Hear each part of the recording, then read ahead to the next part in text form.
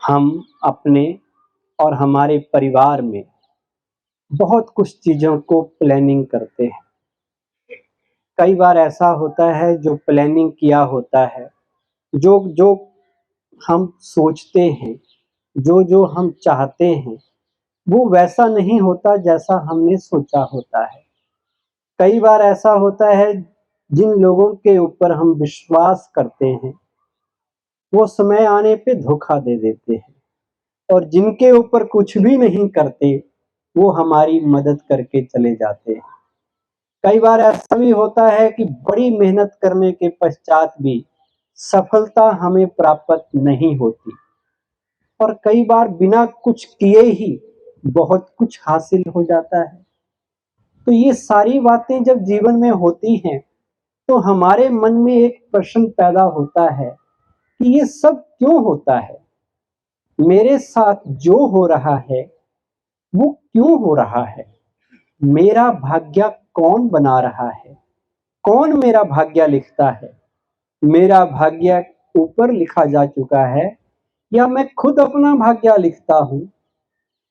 और अगर भाग्य में कोई प्रॉब्लम है, तो उसे कौन ठीक कर सकता है?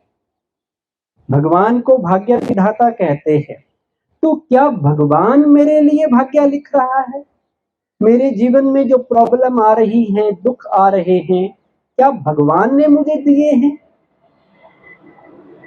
मेरे जीवन में वैसे तो बहुत अच्छा भाग्य है, पर अगर भाग्य में मैंने थोड़ा भी बदलाव लाना है किसी पहलू में, किसी क्षेत्र में, अपनी सेहत में, रिश्तों में, अपने स्वभाव संस्कार में, तो मुझे कहाँ जाना होगा? कौन मेरा भाग्य बदल सकता है? आइए इन सब प्रश्नों के उत्तर ढूंढते हैं। आप में से सभी की रहती है कि अपने भाग्य के बारे में जाने। रहती है, जिनकी रहती है हाथ खड़ा करो कि हमारे भविष्य में क्या होगा, कैसा हमारा भाग्य होगा, हम बड़ा इंटरेस्ट लेते हैं। अगर अभी यहाँ अनाउंसमेंट हो जाए कि रामलीला मैदान में कोई बहुत बड़े ज्योतिषी आए हैं और सबका भाग्य बताते हैं फ्री में, तो पता चला आधे आप में से उठ के वहां पहुंच जाए इसी उत्सुकता के साथ कि मेरा भाग्य कैसा है। हम इतना उसके लिए इंटरेस्ट लेते हैं। 4 मेंबर्स फैमिली के या फ्रेंड्स आपस में बैठे हों, कभी बात कर रहे हों और उनमें से एक कह दे कि मुझे हाथ देखना आता है, तो हम फटाफट सभी अपना हाथ आगे कर देते हैं कि बताइए मेरा भविष्य कैसा है। अब जीवन जीने के 2 तरीके हैं। एक तरीका है कि हम अपने भाग्य के बारे में जानें, अपने भविष्य के बारे में जानें, और दूसरा है कि हम अपनी मर्जी से, अपनी चॉइस से अपना भाग्य बनाएं। कौन सा बेटर है? सेकंड वाला बेटर है। कई बार जीवन में कुछ ऐसी अनचाही चीजें हो जाती हैं, अचानक कुछ हो जाता है, रिश्तों में प्रॉब्लम आ जाती है, कोई प्राकृतिक आपदा आ जाती है, हमारी हेल्थ ऊपर नीचे हो जाती है, तो मन में एक प्रश्न पैदा होता है कि ये ऐसा क्यों हो रहा है? कौन मेरे साथ ये सारी चीजें कर रहा है? फिर हमें याद आता है जो कभी पढ़ा था बचपन में, लोगों से सुना था कि जो कुछ होता है किसकी मर्जी से होता है? किसकी मर्जी से होता है? भगवान की मर्जी से होता है। ईश्वर की भावी है। पत्ता पत्ता किसके हुक्म से हिलता है? भगवान के हुक्म से हिलता है। भगवान ने शायद मेरे लिए ऐसा ही लिखा था, इसलिए मेरे साथ ऐसा हो गया। कभी हम गहराई से सोचते नहीं, बहुत जल्दी जो कोई कहता है उसे एक्सेप्ट कर लेते हैं। कभी सोचते नहीं क्या ये पॉसिबल है? अगर भगवान ने हमारा फ्यूचर, हमारा भाग्य, हमारी डेस्टिनी बनाई होती तो कैसी लिखी होती? क्या भगवान हमारे लिए दुख लिखता? क्या भगवान लिखता कि शहर में बाढ़ आ जाए और सारे मर जाए? क्या भगवान हमारा नुकसान लिखता? उसके लिए तो कहते हैं वो दुख हरता, सुख करता है, वो सर्व का कल्याणकारी है, वो क्षमा का सागर है। क्या भगवान ऐसा करेगा जो हमें मुसीबत में डालेगा? अगर भगवान हमारा फ्यूचर लिखता होता तो कैसा लिखता होता? एक लाइन में बोले, एक वर्ड में कैसा फ्यूचर होता? फिर शानदार, वेरी गुड, बहुत ब्राइट फ्यूचर होता। भगवान हमारा अगर भाग्य लिखता एकदम परफेक्ट लिखता, कोई बेइंसाफी हमारे साथ फिर नहीं होती। आप माता पिता हैं, माता पिता बनकर आप सोचिए 30 सेकंड के लिए कि आपको अगर अपने बच्चे का फ्यूचर लिखना हो, डेस्टिनी लिखनी हो, तो आप क्या लिखेंगे? सोचिए। उसकी हेल्थ कैसी लिखेंगे? कैसी हेल्थ देंगे अपने बेटे को? अच्छी देंगे या कहेंगे कभी कभी बुखार आ जाए, अलाउड है? अच्छा, स्कूल में कौन सा रैंक देंगे बच्चे को? उसकी एडमिशन कहाँ करवाएंगे? Medical college, engineering college, best से बेस्ट में कराएंगे? उसके रिश्ते कैसे होने चाहिए? पर्सनैलिटी कैसी होनी चाहिए? आप अपने बच्चे का फ्यूचर भाग्य एकदम परफेक्ट लिखेंगे, ब्राइट लिखेंगे, या जैसे भाई साहब ने कहा शानदार लिखेंगे? जो लिखेंगे वो हाथ खड़ा करो। सभी लिखेंगे। अच्छा, मान लो आपके 2 बच्चे हैं, अब दोनों बच्चों का फ्यूचर आपने लिखना हो, उनका भाग्य डेस्टिनी के डिजाइन करना हो, तो क्या आप दोनों के साथ भेदभाव करेंगे? क्या एक बच्चे को टॉपर बना देंगे और दूसरे को पास होना मुश्किल हो जाए, ऐसा लिखेंगे? क्या ये ऐसा लिखेंगे कि एक बच्चा तो ठीक रहे, दूसरा बीमार हो जाए? करेंगे कुछ? नहीं करेंगे ना। दोनों को ही फर्स्ट रैंक देंगे या एक को फर्स्ट एक को लास्ट? फर्स्ट रैंक देंगे। तो आप भी अपने बच्चों के साथ इनजस्टिस नहीं करते, भेदभाव नहीं करते। तो वो जो सुप्रीम पेरेंट है, जिसके लिए हम कहते हैं तुम मात पिता हम बालक तेरे, वो परमात्मा ने अगर हम बच्चों का भाग्य लिखा होता तो एकदम परफेक्ट लिखा होता और सबका इक्वल लिखा होता, सबका आइडेंटिकल होता, फिर बेइंसाफी होती या नहीं? ऐसा तो नहीं होता कि एक बच्चा पैदा होते ही बीमार है और दूसरा बच्चा 100 साल का भी हो गया तब भी तंदुरुस्त है। एक बच्चे को संभालने के लिए 20 लोग हैं पैदा होने के बाद उसका ध्यान रखने के लिए, और एक बच्चा ऐसा है कि उसको लोग डस्टबिन में छोड़ के चले गए। फिर ऐसा तो नहीं होता?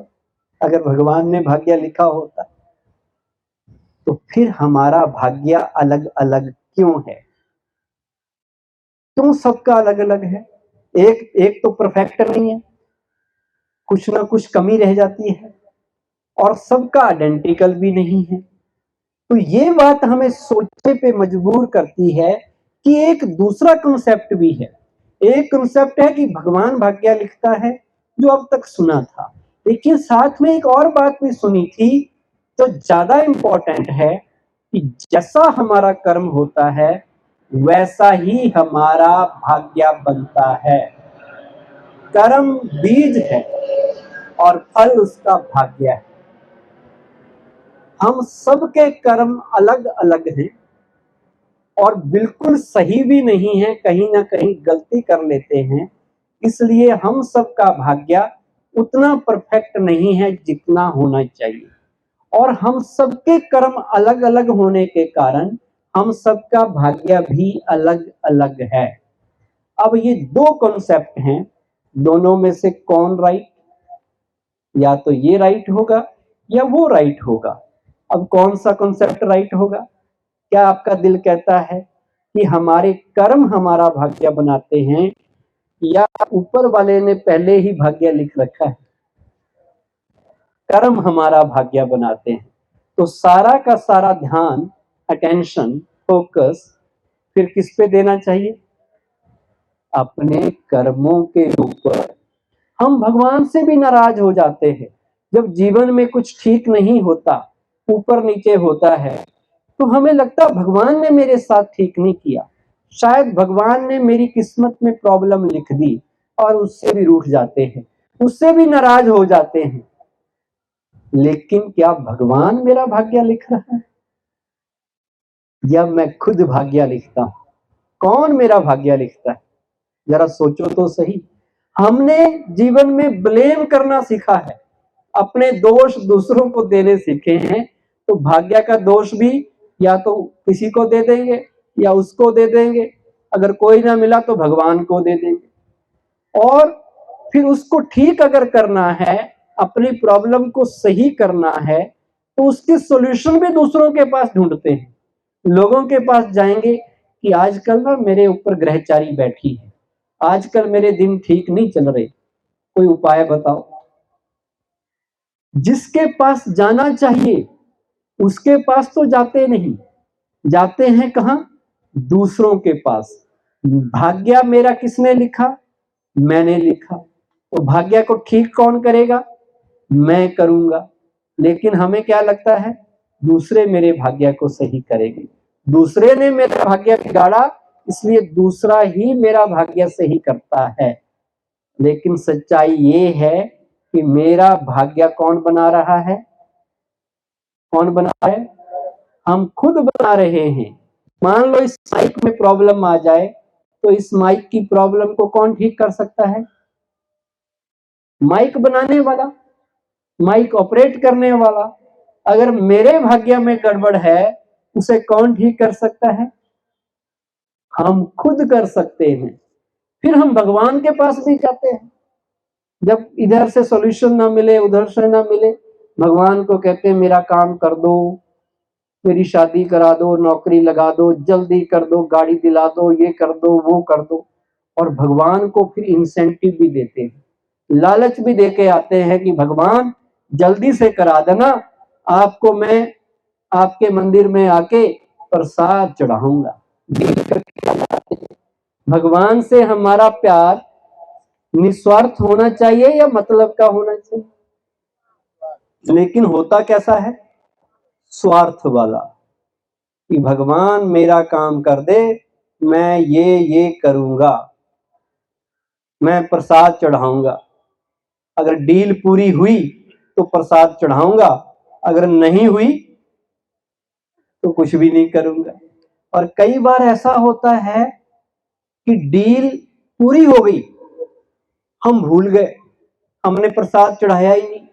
कुछ दिनों बाद जीवन में थोड़ी गड़बड़ हुई, फिर लोग हमें याद दिलाते हैं कि भाई आपने भगवान के साथ वो डील की थी, आपने कहा था कि मैं प्रसाद चढ़ाऊंगा, तुम्हारे मंदिर में नंगे पांव आऊंगा, तुमने पूरी नहीं की, इसलिए भगवान ने तुम्हारी किस्मत में प्रॉब्लम लिख दी, भगवान तुमसे नाराज हो गया है, भगवान तुमसे रूठ गया है। अब आप सोचिए, क्या भगवान हमारे लिए समस्या लिखेगा? क्या भगवान हमारा आएगा? ये तो एक अच्छा इंसान भी नहीं करता, तो भगवान के बारे में कैसे हम सोच सकते हैं? लेकिन हमारी फितरत है कि हमें लगता है दूसरे ही सब कुछ मेरे लिए कर रहे हैं, भगवान मेरे से नाराज है। भगवान हमसे नाराज नहीं होते, याद रखना। भगवान किसी को श्राप नहीं देते, भगवान किसी का बुरा नहीं करते।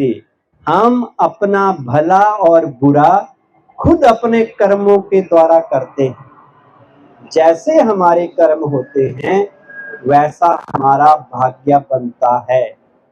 हमारे ज्यादातर के कर्म अच्छे हैं, इसलिए हमारा भाग्य भी अच्छा है। लेकिन कहीं अगर कुछ प्रॉब्लम है, कहीं अगर हमें लगता है कि चीज नहीं है जो होनी चाहिए, तो उसके पीछे कौन रिस्पॉन्सिबल है? कौन रिस्पॉन्सिबल है? बताइए। हम स्वयं रिस्पॉन्सिबल हैं, ये हमें समझ लेना है। और ये बहुत क्लियर होना चाहिए कि अगर सब कुछ सही नहीं हो रहा तो उसका मतलब है मेरे ही कर्मों का हिसाब किताब है, मेरा ही कार्मिक अकाउंट है जो मेरे सामने आ रहा है। इसलिए मुझे अब सारा अटेंशन किस बात पर रखना है? अपने कर्मों को बढ़िया बनाने में। लोग जब पैदा होते हैं, बच्चा जब पैदा होता है उसकी जन्म पत्री बनाई जाती है, जिसमें कुछ लिखा होता है भाग्य के बारे में। अब वो क्या रिफ्लेक्ट करती है? जन्म पत्री क्या बताती है? हमारे पास्ट में किए हुए कर्मों के बारे में बताती है, उसके आधार पे जो भाग्य बना। अब पास्ट के कर्म ज्यादा पावरफुल होते हैं या प्रेजेंट के कर्म ज्यादा पावरफुल होते हैं? प्रेजेंट के कर्म पास्ट के कर्मों से ज्यादा ताकतवर हैं।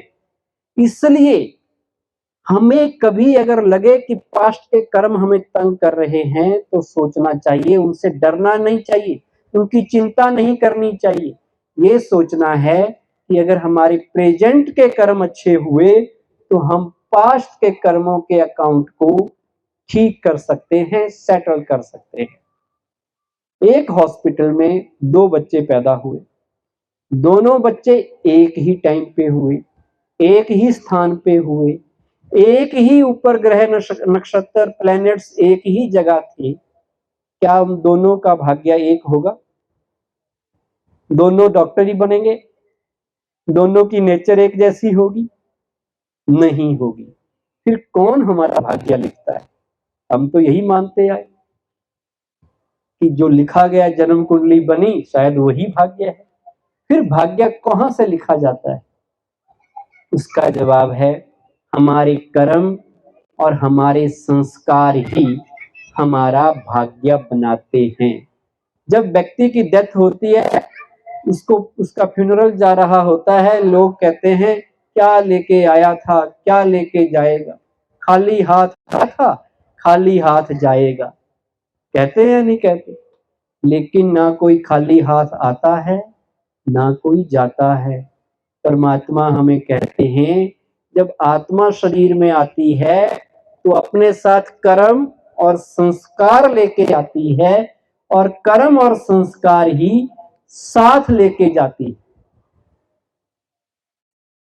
खाली तो शरीर आता है, आत्मा के साथ ये चीजें आती हैं, और वो कर्म और संस्कार हमारा भाग्य बनाते हैं, हमारी डेस्टिनी को डिजाइन करते हैं।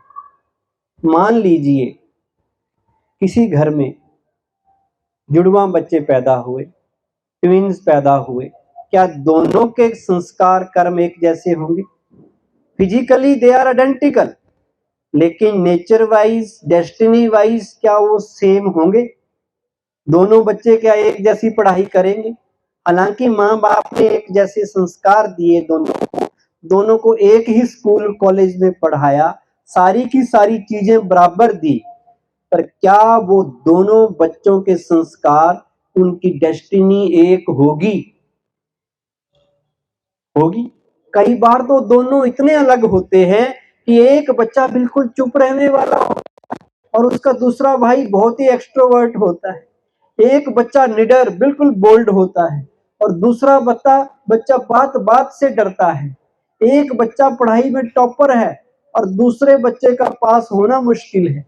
और कई बार तो माँ बाप भी हैरान होते हैं कि ये बच्चे हमारे हैं, इनकी कोई भी चीज हमसे नहीं मिलती।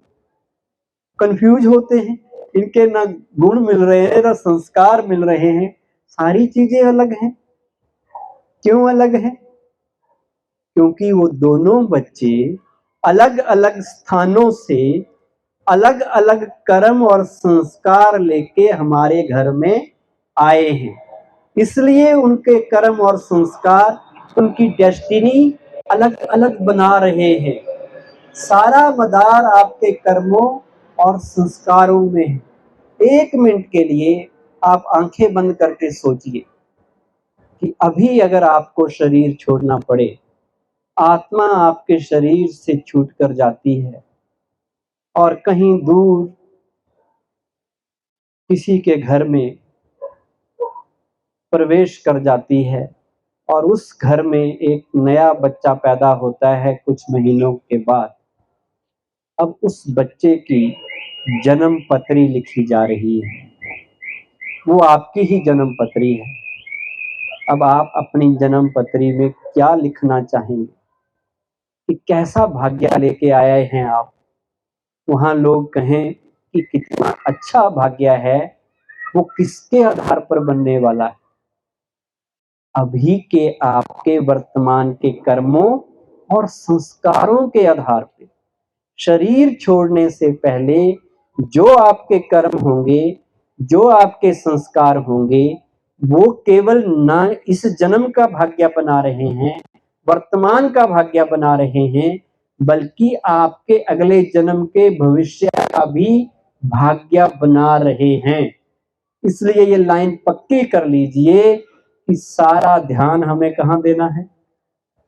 अपने कर्मों पर, अपने संस्कारों को श्रेष्ठ बनाने पर। हर साल 31 मार्च आता है। 31 मार्च के दिन क्या होता है? सारे बिजनेस अकाउंट्स बंद हो जाते हैं। ठीक है, तो जो अकाउंट बंद होता है उसे कहते हैं क्लोजिंग बैलेंस शीट। और जो 1 अप्रैल को नया अकाउंट, नया खाता स्टार्ट होता है, उसे कहा जाता है ओपनिंग बैलेंस शीट। जो ओपनिंग बैलेंस शीट है उसका आधार क्या है? Closing balance sheet. जितना क्रेडिट डेबिट पिछला होगा उसी के आधार पे ही तो नया अकाउंट ओपन होगा। फाइनेंशियल ईयर में एक बार 31 मार्च आती है, लेकिन हमारे जीवन में भी एक बार 31 मार्च आती है, और वो 31 मार्च होती है जिस दिन हमारा अकाउंट क्लोज होता है, जिस दिन आत्मा शरीर को छोड़कर जाती है। और उसके बाद जब हम नया जन्म लेते हैं, वहां पर हमारा क्या भाग्य है? वो हमारा ओपनिंग बैलेंस शीट। अब 31 मार्च के दिन जब शरीर छोड़ा, उस वक्त आपके क्या कर्म थे, क्या संस्कार थे, उसके आधार पर डिसाइड होगा कि आपकी ओपनिंग बैलेंस शीट पे कितना डेबिट है, कितना क्रेडिट है, और आपका भाग्य क्या है। तो फिर ध्यान किस पे देना चाहिए? किस पे ध्यान देना चाहिए? लास्ट के कार्मिक अकाउंट पे। अगर 31 के दिन शरीर छोड़ने के पहले आपने अपना कार्मिक अकाउंट किए बिना ही शरीर छोड़ दिया, डेबिट के साथ गए, तो आगे क्या होगा? वो डेबिट चलता रहेगा। अब कर्म बनते कैसे हैं, भाग्य कैसे बनता है, ये भी क्लियर होना चाहिए। नहीं तो हमेशा अपने भाग्य का दोष, अपनी समस्याओं का दोष दूसरों पर मढ़ते रहेंगे। हमें क्लियर होना चाहिए कि कर्म किसे कहते हैं, कहां से कर्म कॉन्सेप्ट आता है। कर्म को याद रखने के लिए एक बात याद रखना, कर्म माना मेरा हर सोच, मेरी हर बोल, मेरा हर व्यवहार, ये कर्म है। कर्म का मतलब कोई हाथों से काम करना ही कर्म नहीं है। कर्म मतलब सोच, बोल और मेरी डीलिंग, मेरा व्यवहार, ये वो एनर्जी है जो मेरे से बाहर जाती है। कर्म वो एनर्जी है जो मेरे से बाहर जा रही है। वो पॉजिटिव भी हो सकती है, नेगेटिव भी हो सकती है। एक वो एनर्जी है जो बाहर से मेरी तरफ आती है, वो मेरा भाग्य है। वो लोगों के बोल भी हो सकते हैं, लोगों के मेरे साथ व्यवहार भी हो सकता है, सिचुएशन भी हो सकती है। वो किसी भी रूप में जो एनर्जी बाहर से वर्तमान में मेरे पास आ रही है, वो मेरा भाग्य है। और जो एनर्जी मेरे से बाहर जा रही है, वो मेरा कर्म है। और कर्म और भाग्य के बीच में ये कनेक्शन है कि जिस क्वालिटी की एनर्जी भेजेंगे कर्म के द्वारा, उसी क्वालिटी की एनर्जी वापस आएगी। अगर हम पॉजिटिव एनर्जी बाहर भेजेंगे तो कौन सी एनर्जी आएगी? पॉजिटिव। अगर भेजेंगे ही नेगेटिव तो एनर्जी कौन सी आएगी? नेगेटिव। कई बार हम बड़े हैरान होते हैं कि मेरे साथ ऐसा क्यों होता है, मेरे साथ ये क्यों हुआ, उसने मेरे साथ ऐसा क्यों किया, मेरे पास ही प्रॉब्लम क्यों आती है, मेरा ये बच्चा जिसके लिए मैंने सब कुछ किया, यही मेरे लिए प्रॉब्लम क्यों बन रहा है? तो उसके पीछे का कारण है कि जो एनर्जी हमने भेजी थी वही एनर्जी रिटर्न होके मेरे पास आ रही है। जिस क्वालिटी की एनर्जी भेजी थी उसी क्वालिटी की आ रही है। ये law of conservation of energy है। एनर्जी वही है। जब भेजी थी तब तो सोचा नहीं था, कब भेजी थी ये भी आज हमें पता नहीं, लेकिन भेजी जरूर थी। जो पास्ट में मैंने कर्म किया था वही आज मेरे पास वापस होके आ रहा है। इसलिए मुझे ध्यान देना है अपने वर्तमान के कर्म पे। अगर वर्तमान का कर्म अच्छा हुआ तो फ्यूचर भी अच्छा होगा। जो पास्ट की एनर्जी वो रिटर्न होके भाग्य के रूप में मेरे पास आ रही है। जो मैंने ही बीज बोया था वही फल मैं काट रहा हूं, वही फसल काटी जा रही है। इसमें किसी का दोष नहीं है। हम दूसरों को दोष देते हैं, इसने मेरे साथ किया, इसकी वजह से मैं प्रॉब्लम में हूं। नहीं, जो मैंने दिया था याद रखें वही मेरे पास वापस आ रहा है। जो कर्म मैंने किए थे, पास्ट में कर्म किए थे, वो वर्तमान में मेरा भाग्य बन के आ रहे हैं। और वर्तमान में जो मैं कर्म क्रिएट करूंगा, जो एनर्जी में वर्तमान में क्रिएट करूंगा, वो मेरा फ्यूचर डिसाइड करेगी। इसलिए किसी के पास जाने की जरूरत नहीं कि बताइए मेरा फ्यूचर। हम अपना फ्यूचर खुद डिसाइड करेंगे। किसके द्वारा? वर्तमान के कर्मों के द्वारा। जैसे मेरे वर्तमान के कर्म होंगे वैसा ही मेरा फ्यूचर बनेगा, चाहे वो ब्राइट बने या खराब बने। चॉइस किसके पास है? मेरे पास है, दूसरे के पास नहीं। मान लो कहीं आप मीटिंग में जाते हैं, दो लोगों की मीटिंग होती है, दोनों लोग आपस में कुछ बात करते हैं, लेकिन जो मीटिंग है वो ठीक तरह से समाप्त नहीं होती। लास्ट में आपका झगड़ा हो जाता है, आर्गुमेंट हो जाता है, आप अपने अपने घर चले जाते हैं, लेकिन एक नेगेटिव एनर्जी साथ लेके जाते हैं। नेक्स्ट वीक आपकी दोबारा से मीटिंग होती है उसी व्यक्ति के साथ, और आप उसी एनर्जी को कैरी फॉरवर्ड करके इस मीटिंग में भी लाते हैं, तो उसका असर इस मीटिंग में पड़ेगा। जो पिछली बार थोड़ा तू मैं हो गई थी, उसका असर प्रेजेंट मीटिंग में पड़ेगा या नहीं पड़ेगा? पड़ेगा। तो इसमें और थोड़ी सिचुएशन खराब हो गई, क्योंकि पहले से ही आपने नेगेटिव उसके लिए रखा हुआ था, उसने भी आपके लिए नेगेटिव रखा हुआ था। अब ये मीटिंग भी फिनिश हो गई। 1 महीने के बाद फिर एक मीटिंग हुई आपकी उनके साथ, और आप पास्ट की एनर्जी को साथ लेके आए, तो इस बार की मीटिंग और ज्यादा कॉम्प्लिकेटेड हो जाएगी, और ज्यादा खराब होगी। हो सकता है आप एक दूसरे की तरफ देखे भी नहीं। अब अगर इसको ठीक करना है तो क्या तरीका है?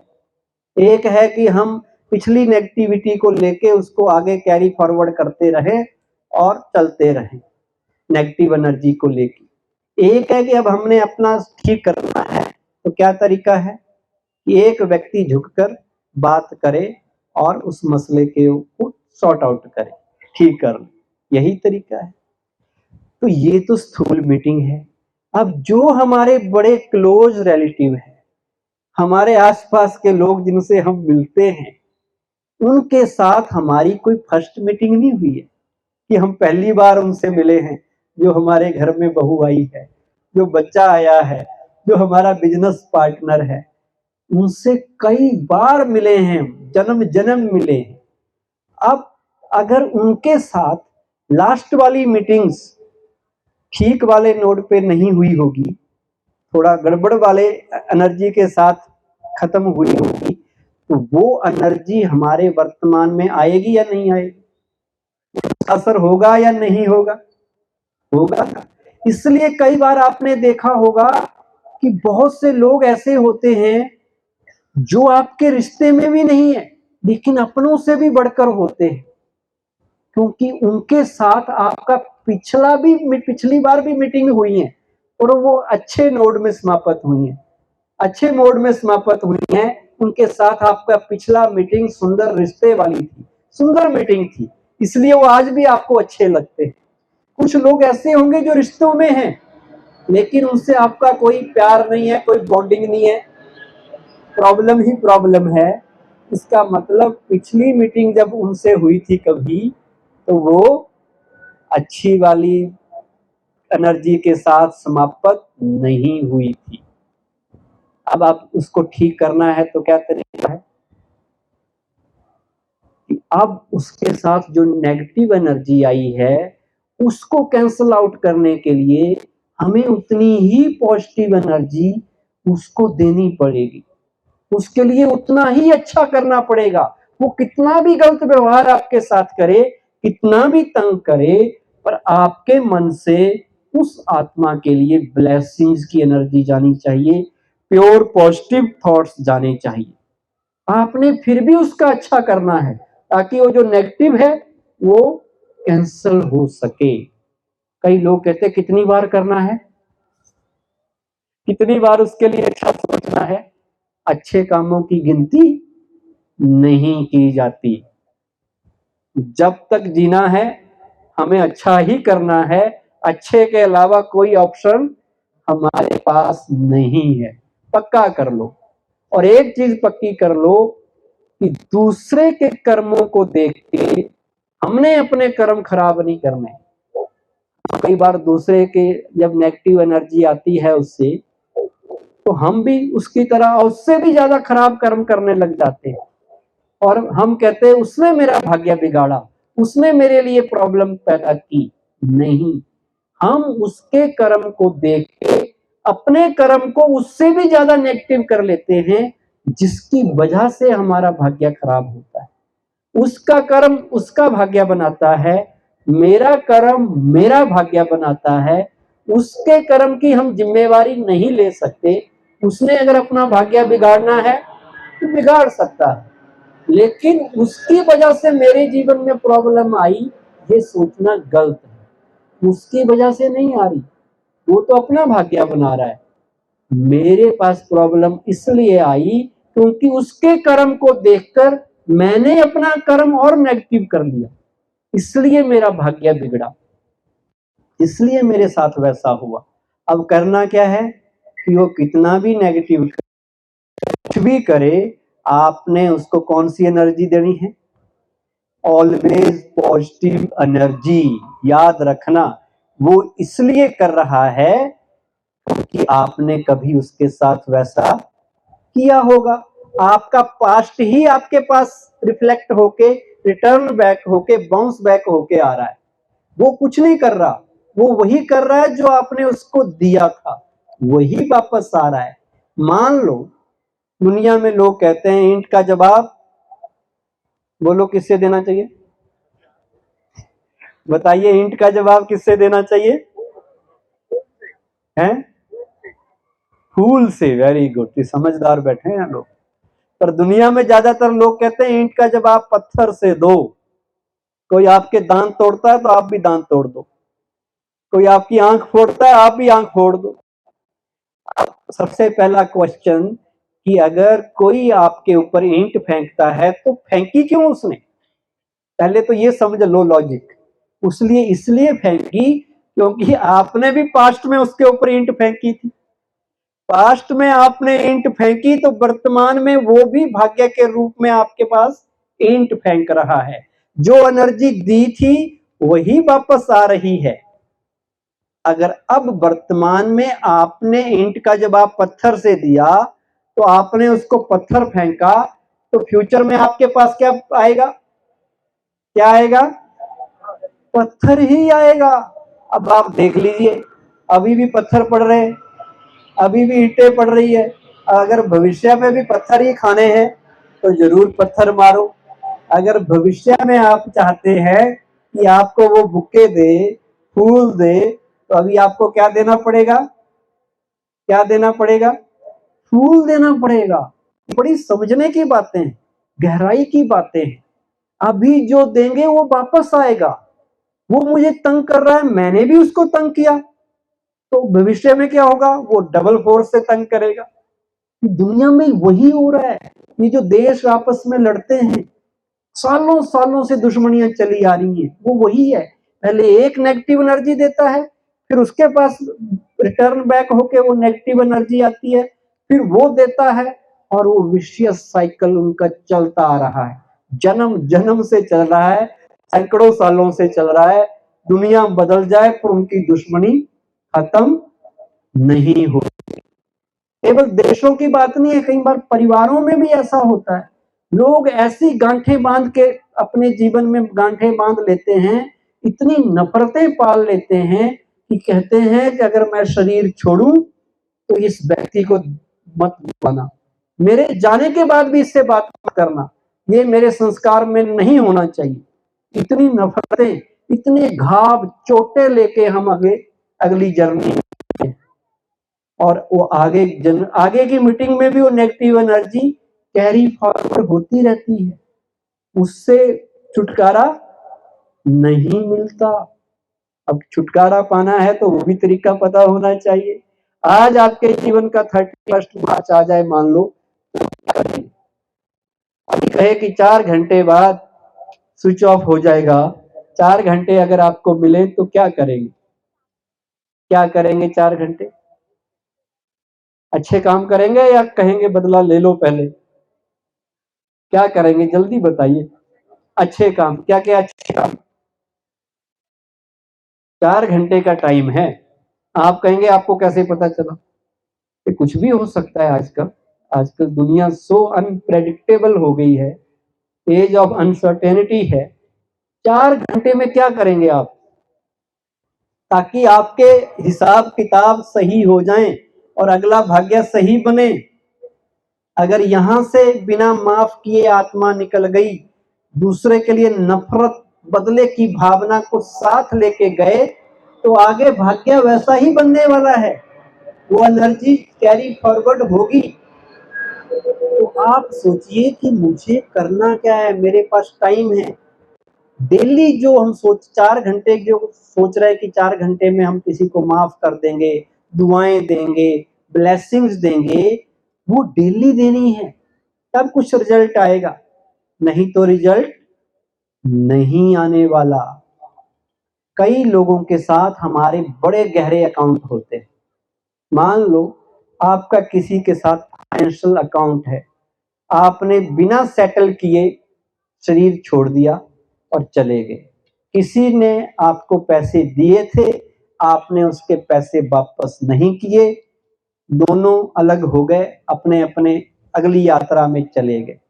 अब वो अगले जन्म में कहीं ना कहीं आपसे मिलेगा और आपका बहुत सारा पैसा लेके चला जाएगा। किसी के ने आप किसी 10,000 रुपए मान लो आपने किसी से लिए पर वापस नहीं किए, आप क्लेवर हो गए, मत करो, मैं नहीं देता, क्या कर लेगा भाई, मार लो। लेकिन जिससे लिया है विद इंटरेस्ट देना पड़ेगा, दुख के साथ देना पड़ेगा। अगले जन्म में आप तो चले गए, सब भूल गए, कहीं ना कहीं वो आदमी मिलेगा, आपको पता ही नहीं चलेगा कि ये वही था, क्योंकि आप तो भूल गए।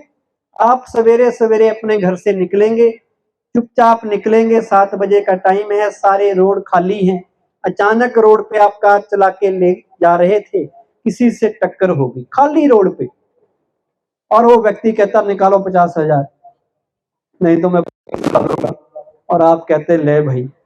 अब आप सोच रहे हैं 50,000 रुपए देने पड़े मुझे, पता नहीं क्या आज देखा था, क्यों ऐसा हुआ। हर रोज मैं 10 बजे जाता था, आज 7 बजे रोड पे निकल गया, हर रोज उस रोड से जाता था, आज पता नहीं इधर से जाना था क्या था, 50,000 देने पड़े। क्यों देने पड़े?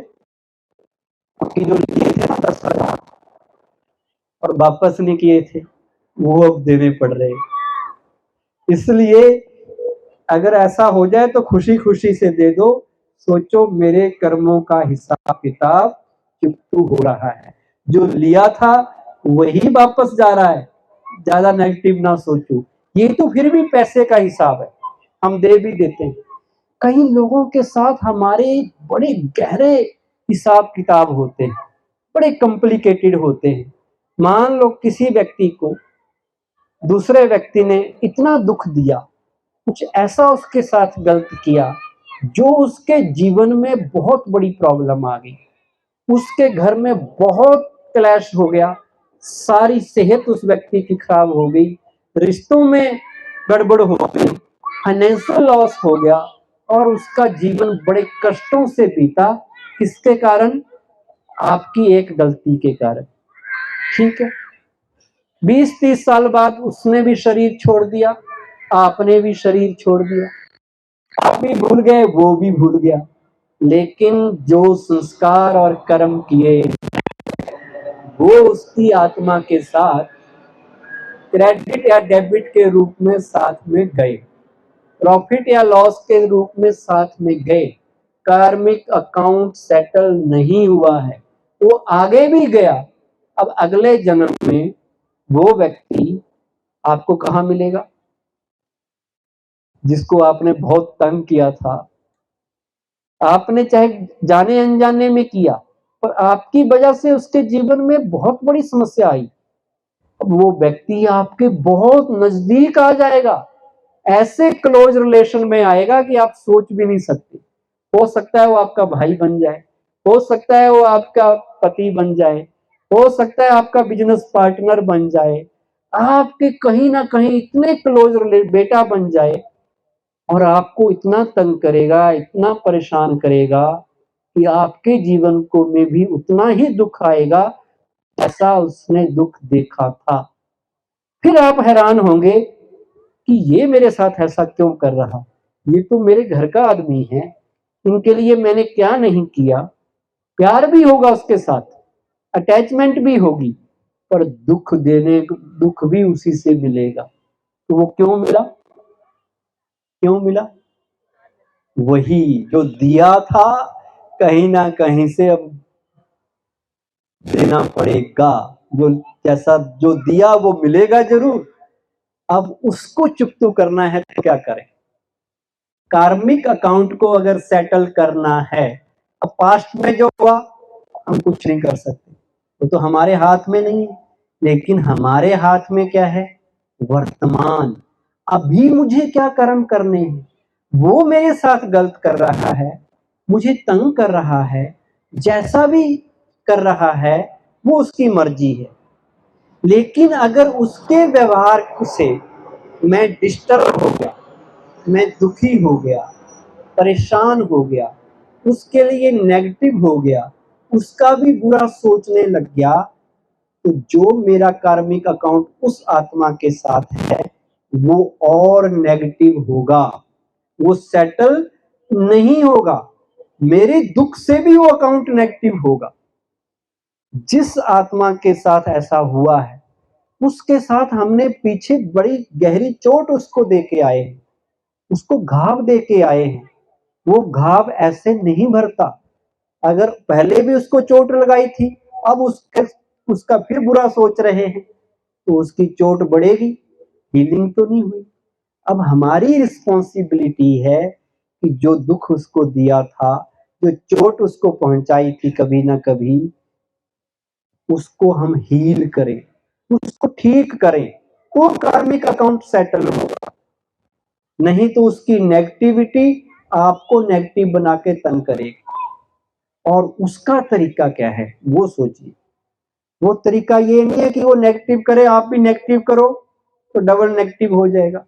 वो कुछ भी करे, आपने उसके लिए गुड वाइब्स देने हैं, गुड थॉट्स देने हैं, प्योर एनर्जी उसको आपकी तरफ से जानी चाहिए।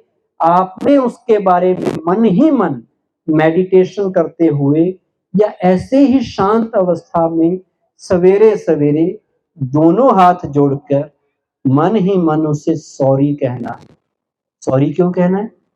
तंग तो वो कर रहा है आपको, परेशान उसने, नाक में दम उसने कर रखा है आपका, पर वो क्यों कर रहा है पता चला? क्योंकि आपने उसको चोट पहुंची, वो जख्मी है, उसके जख्म को पहले उसको कहना सॉरी, मैंने जो आपको दिया था।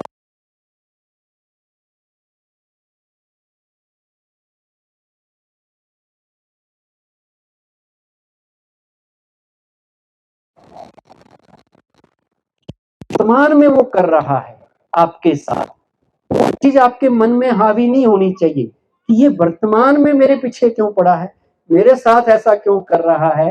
तो वर्तमान में उसके उस कर्म के लिए उसे माफ करना है। अगर हिसाब किताब चुकतू करना है तो वर्तमान में उसके उस नेगेटिव कर्म के लिए उसको फिर माफ करना है।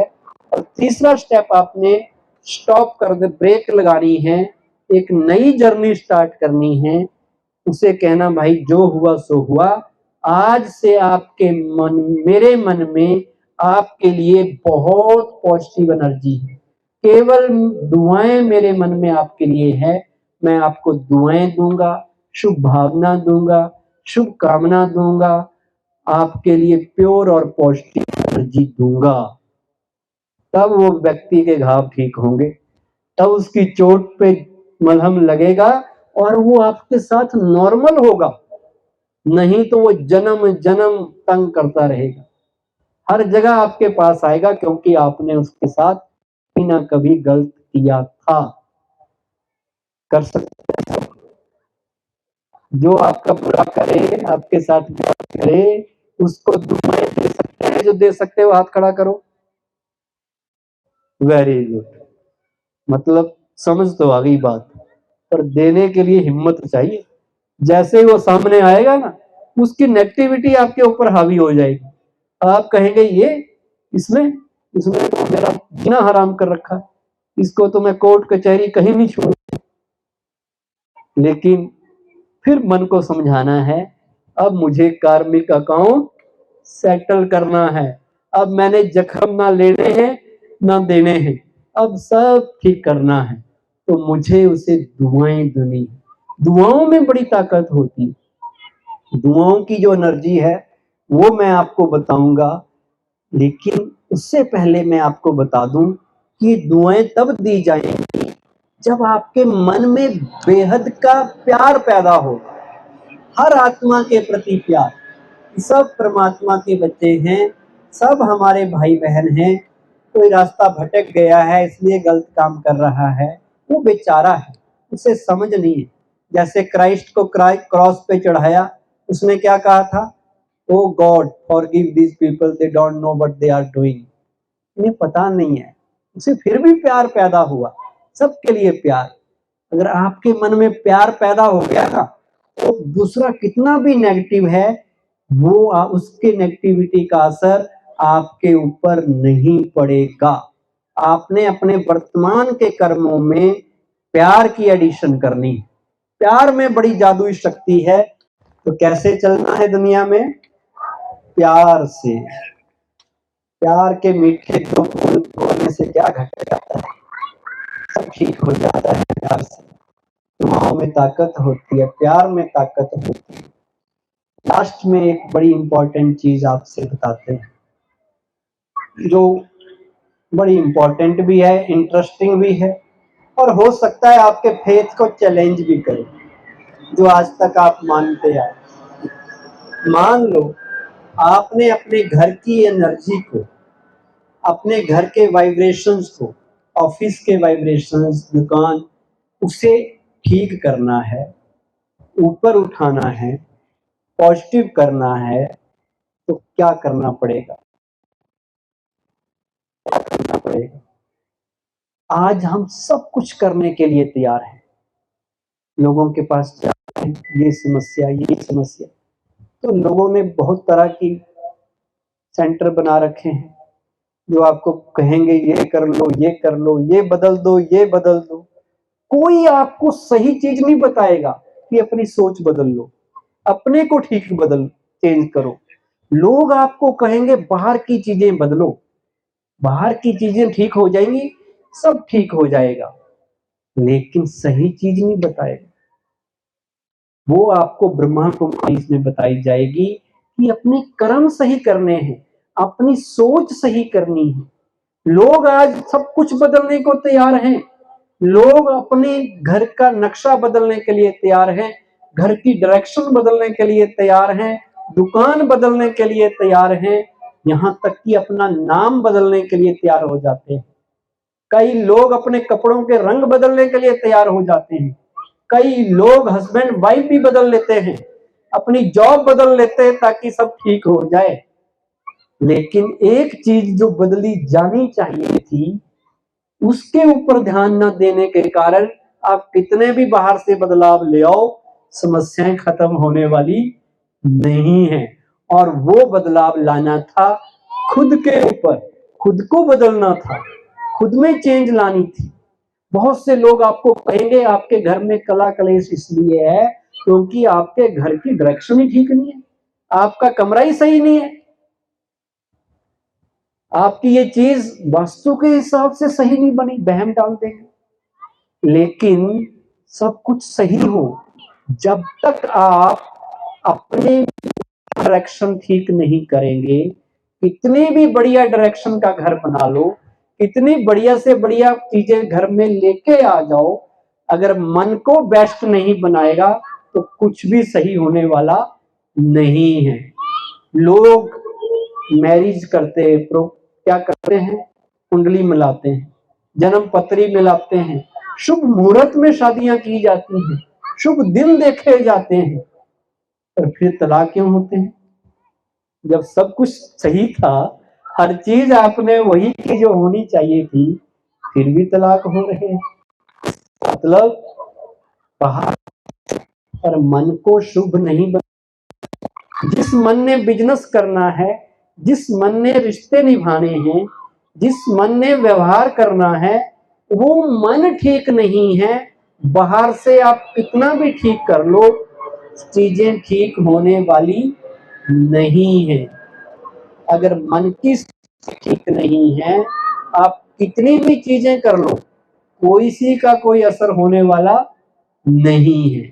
और जिसने अपने मन को सही कर लिया, अपने कर्म सही कर लिए, बाहर की चीजों का मायना ही नहीं रखता, क्योंकि माइंड की एनर्जी, आत्मा की एनर्जी बाहर की कितनी भी नेगेटिव एनर्जीज हो, उन सब से पावरफुल है।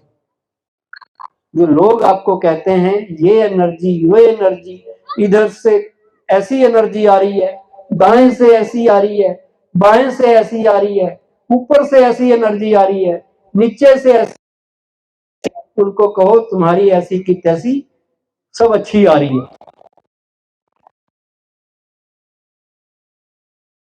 नेगेटिव है तो फिर नेगेटिव ही आएगी। और मन में अगर प्रोग्राम सही डाल दिया कि सब जगह से सही आ रही है तो सही आएगी। हम कहते हैं कि हमारा ये डायरेक्शन ठीक नहीं था, ये चीज सही नहीं थी, इसलिए बिजनेस नहीं चल रहा, इसलिए ये नहीं हो रहा, वो नहीं हो रहा। उसके कारण जो नेगेटिव बिलीफ सिस्टम डाल लिया, नेगेटिव प्रोग्राम कि ये ठीक नहीं है इसलिए ठीक नहीं हो रहा, वो ठीक नहीं करना। माइंड में पॉजिटिव डालो कि मेरे साथ जो कल बताया था, जो होगा अच्छा होगा। मेरा मन बेस्ट है तो डायरेक्शन सारी बेस्ट है, और मन बेस्ट नहीं है तो कहीं से भी रह लो, आप कहीं पर भी कितना भी बढ़िया से बढ़िया घर बना लो, दुकान बना लो, कामयाबी मिलने वाली नहीं है। कई लोग इतना अच्छा घर बनाते हैं, छोटे शहरों में एक काला सा चेहरा आगे रख देते हैं। मैंने पूछा भी ये क्यों लगा दिया इतने बढ़िया घर में? कहता ये हमें बुरी नजर से बचाएगा। नजर कोई बुरी होती है या हमारे कर्म बुरे होते हैं? बताइए, क्या ये पॉसिबल है कि उससे कोई एनर्जी रुक? तो तब आपकी माइंड की एनर्जी पॉजिटिव होगी। किसी की नजर में कहां से ताकत आ गई कि वो आपका बुरा कर दे? आपका बुरा भला आप खुद करते हैं, कोई दूसरा नहीं करता। तो इन चीजों से जितना आप ऊपर उठेंगे तभी तो कर्मों पे ध्यान देंगे, नहीं तो जिस चीज पे ध्यान देना है उसके बजाय किसी और चीजों पे एनर्जी जा रही है हमारी। हमें लग रहा है ये कर दिया मैंने अब ठीक हो जाएगा, नहीं, मन को ठीक करना है। घर की एनर्जी घर में रहने वाले लोगों से बनती है, उनकी सोच से बनती है, उनके बोल से बनती है, उनके कर्मों से बनती है। तो ठीक किसको करना है? इसको ठीक करना है कर्म। वो ठीक नहीं करते, कर्म काले हैं। इसलिए हमें लगता है कि कोई ना कोई हमें कोई कहेगा ग्रह बैठ गए, कोई कहेगा वो बैठ गया, कोई कहेगा ये हो गया। सबसे ज्यादा कर्म और आत्मा की एनर्जी सबसे पावरफुल है। और जब उसमें परमात्मा की एनर्जी मिल जाए तो संसार की कोई चीज आपका कुछ नहीं बिगाड़ सकती। अगर जिस घर में परमात्मा को याद किया जाता है, अच्छे कर्म किए जाते हैं, सबके लिए शुभ सोचा जाता है, वहां बढ़िया नहीं होगा तो कहां होगा? उनका अच्छे से अच्छा होगा ही, ये विश्वास रखिए। जीवन भी बदल जाएगा, घर की एनर्जी भी बदल जाएगी, सब चीजें अच्छी होने लग जाएगी, सेहत भी अच्छी हो, रिश्ते भी अच्छे हो जाएंगे। वो दुआओं के साथ लाना। अगर पैसा गलत तरीके से घर में आया, घर में बरकत नहीं होगी। आप कितने भी चीजें घर में भर लो, पैसा अगर गलत तरीके से आया होगा, वो आपके और आपके परिवार के भाग्य को खराब करेगा ही करेगा। पैसा दुआओं के साथ आना चाहिए। जिन लोगों के पास आप काम करते हैं या जो लोग आपके पास काम करते हैं, उनकी दुआएं साथ में होनी चाहिए। अपने सुख से पहले उनके सुख का ध्यान रखना है, अपने आराम से पहले उनके आराम का ध्यान देना है। अगर आप पैसा कमा रहे हैं, जॉब में, बिजनेस में, पर लोगों को तंग कर रहे हैं, चिल्ला रहे हैं, डांट रहे हैं, प्रेशर क्रिएट कर रहे हैं, तो वो दुआ वाला पैसा होगा या उससे उल्टी एनर्जी वाला होगा? अगर उल्टी एनर्जी के साथ पैसा आया तो घर में स्वीकार मत करो, नहीं तो घर का भाग्य बिगाड़ देगा। दुआओं के साथ पैसा आया होगा, वो बरकत देगा। दुआएं ज्यादा इंपॉर्टेंट हैं। दुआएं कमाई होंगी तो पैसा तो अपने आप आएगा और अच्छी एनर्जी के साथ आएगा, जो आपका भी भला करेगा, आपके परिवार का भी भला करेगा। घर में सुख शांति बनी रहेगी, झगड़े नहीं होंगे। पैसा भी बड़ा इंपॉर्टेंट कंपोनेंट है लाइफ में, इसलिए प्योर मनी आना चाहिए घर में।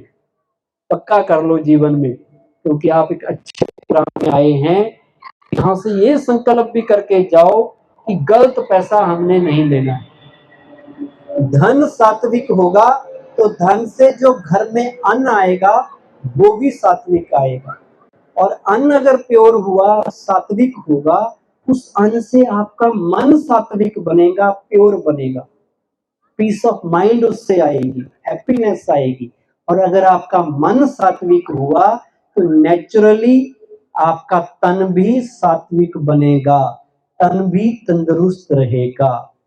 इसलिए क्या कमाते हैं ये इंपॉर्टेंट नहीं है, कैसे कमा रहे हैं। अगर सही तरीके से कमाएंगे, जीवन में सब जगह अच्छा ही अच्छा होगा। तो इस बात का भी ध्यान रखें। कल सेक्टर 6 में जो ब्रांच है वहां पर रखा है, वहां पर एग्जैक्ट 5 बजे ही जैसे यहाँ आ रहे हैं वहां भी आपने आना है। और कल वहां power of positive thinking, mind power के ऊपर बात, साथ में मेडिटेशन टेक्निक्स के ऊपर भी बात होगी। और वहां पर केवल कल ही नहीं, परसों भी होगी। वो कोर्स 4-5 दिन आगे भी चलेगा।